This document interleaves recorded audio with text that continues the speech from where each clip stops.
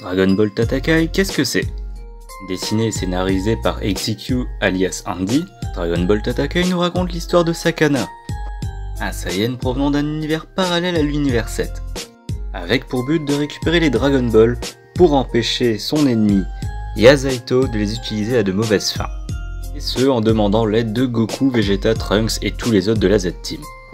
Après quelques péripéties et la rencontre de Sangoku et ses amis, Sakana et Vegeta s'entraînent dans la salle de gravité.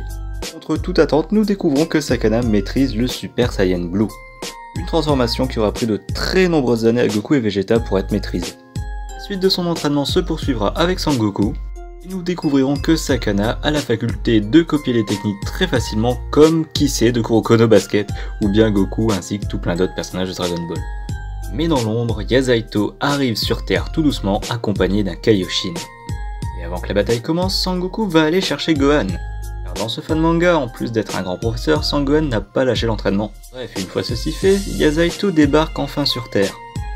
Et son premier challenger ne sera autre que Sangohan que nous avons vu précédemment.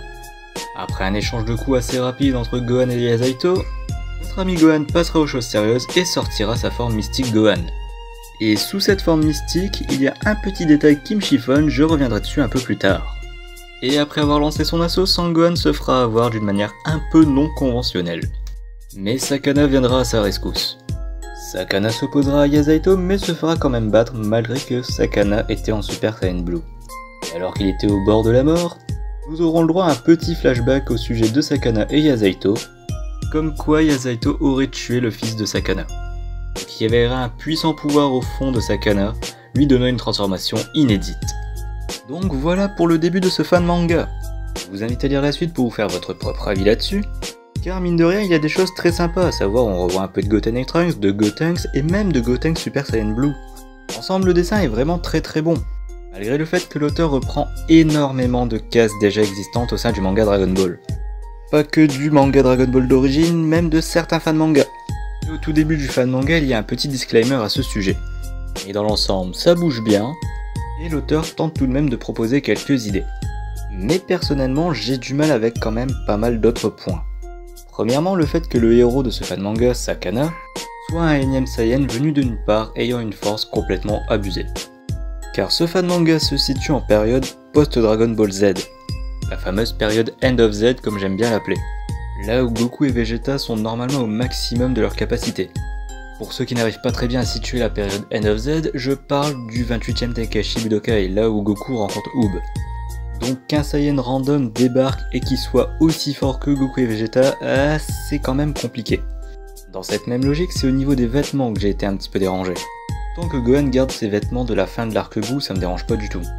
Mais que sa mèche de mystique Gohan repousse subitement comme ça en passant en mode mystique, ça pose un problème. C'est du détail, je suis complètement d'accord. L'ami Kawaii de la chaîne Dragon Collection a fait une vidéo à ce sujet-là, je vous invite à la voir, le lien est en description. Mais c'est surtout au niveau de Goku et Vegeta que je suis dérangé au niveau des vêtements. En portant les tenues qu'ils ont dans Dragon Ball Super, je trouve sincèrement qu'on est un peu perdu. Avoir les tenues de la période End of Z aurait été largement mieux à mes yeux. Mais après, c'est le choix de l'auteur, c'est lui qui voit tout ça. Concernant le méchant, Yazaito, eh bien au début je l'ai trouvé pas du tout charismatique. On sent qu'il y a une très forte inspiration des personnages comme Cell, Hit, Mira, etc. Les fameux personnages avec les traits sur le visage. Mais par la suite, il y a d'autres personnages qui débarquent qui sont quand même plus intéressants graphiquement parlant à mes yeux. Par contre, dans les points forts de ce fan manga, Goku et Vegeta sont livrés à eux-mêmes pour aider Sakana. L'auteur a bien précisé par le biais d'une case que Beerus et Whis n'interviendront pas dans tout ça.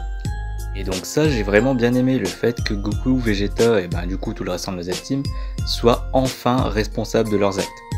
Car à plusieurs reprises dans Dragon Ball Super, les personnages n'ont jamais rien accompli par eux-mêmes et ont très souvent été aidés par les dieux. Comme dit précédemment, l'auteur de ce fan manga prend quand même pas mal de modèles, mais plus on avance et plus il s'en détache, et ça franchement c'est une très bonne chose.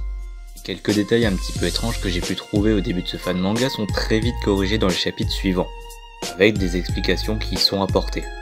Bien que j'ai du mal avec la majorité des OC de l'univers Dragon Ball, je reste malgré tout curieux du traitement qu'aura Sakana par la suite. Et en tout cas, ce qui est sûr, c'est que l'auteur tente de faire de son mieux pour nous offrir une histoire qui le fait kiffer, et qui se veut relativement raccord avec tout ce que Dragon Ball nous a présenté jusqu'à maintenant. Donc comme j'ai pu vous le dire précédemment, les liens sont dans la description pour lire ce fan manga. Il y a actuellement 4 chapitres au moment où je tourne cette vidéo, et je pense que l'auteur a encore pas mal de choses à nous raconter au sujet de Sakana. Sur ce, je vous dis à la prochaine.